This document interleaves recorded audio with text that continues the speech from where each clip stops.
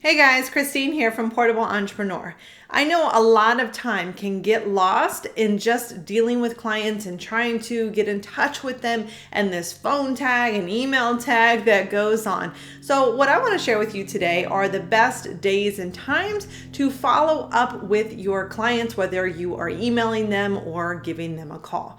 So the best day to follow up with clients tends to be on Wednesdays. And this is because the beginning of the week has worn off. Mondays, everyone is so busy. Tuesday, they're following up with what they needed to from Monday. And Wednesday comes along and it's this day where they can start to really look into anything new that is needed. Now, when it comes to a second day, Thursday is your runner-up. So this again is getting them past when all of this hectic part of their week is happening at the beginning of the week, but it's not quite Friday when they're ready to check out. Now, when it comes to the best time of day to reach out, this tends to be between 10 and 11 in the morning, as well as 3 and 4 in the afternoon. So again, when someone is coming into the office at 9 o'clock, this is when things tend to be the most hectic. Most people are calling them, emailing them, coming into the office, and their attention is going in different directions. So by 10 to 11 o'clock, things start to settle down and they're able to look at what is on their own plate. Same thing with the afternoon slot between 3 and 4. It is past the lunch break and past anything that came up during lunch that they are addressing, and so things tend to settle down during that time. Now, a couple of things about this. One, you need to know the industry that the person is in that you are trying to contact. These are some general times, and based on who you are targeting, you may need to adjust these. So this is just a general rule of thumb for you to start with, but always consider who it is that you're targeting. So for example, let's say you are targeting home inspectors. Now, if you contact them between 10 and 11 or 3 and 4, I don't care what day of the week it is, they're not going to answer the phone. They're not going to respond to you because, well, they're at a job. They are in someone's home doing their job. So they're not going to be able to get in touch. So you may need to get in touch with them between 7 and 8 in the morning before they go into their first scheduled appointment for the day, so they're able to get in touch with you.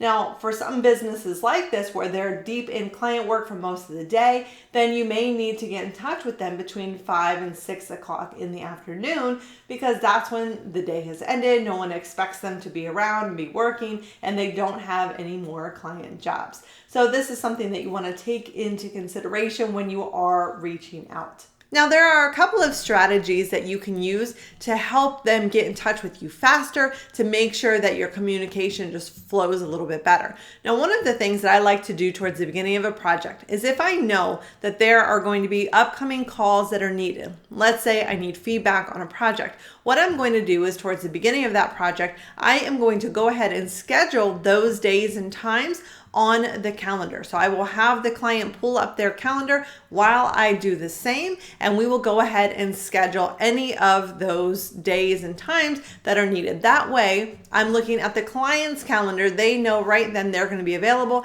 and they are booking me in that slot. Then I can go ahead and send a reminder email. Hopefully that's being automated beforehand, so that way they are most likely to show up and we can take care of whatever it is that we need to.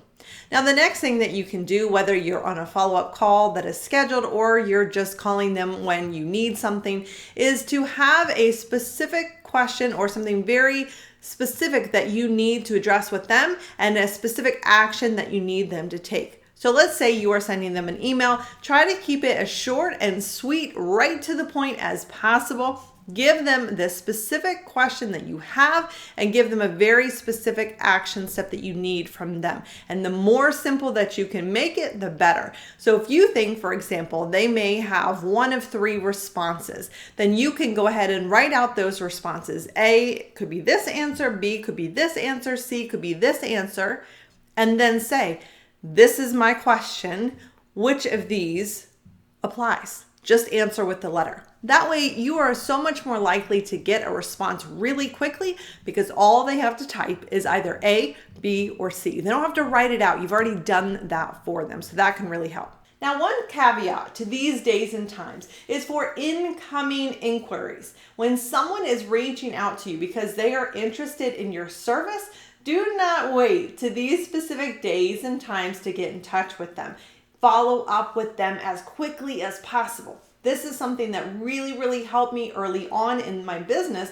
Was not that necessarily I was the best or I knew everything. It was that I communicated very well with the clients. When they reached out to me via email, via phone, I was very quick to respond. And I had a number of clients tell me that they hired me because I responded the quickest. They knew that I was going to be there if they needed to pick up the phone and call me, if they needed to email me, and I was going to take care of them. So this is very important. So if you have any prospects coming in, make sure if you are able to get back with them even within an hour, of course during business hours, so that you can follow up with them and be the first to respond. It's very important. Now, I encourage you to go out and start doing some of your own tests, and also to consider who is your target market and when are they most likely to be available. If you have some clients already in the particular industry, go ahead and ask them what days and times do they find themselves most likely to pick up the phone or to respond to an email, and start seeing if you see any patterns.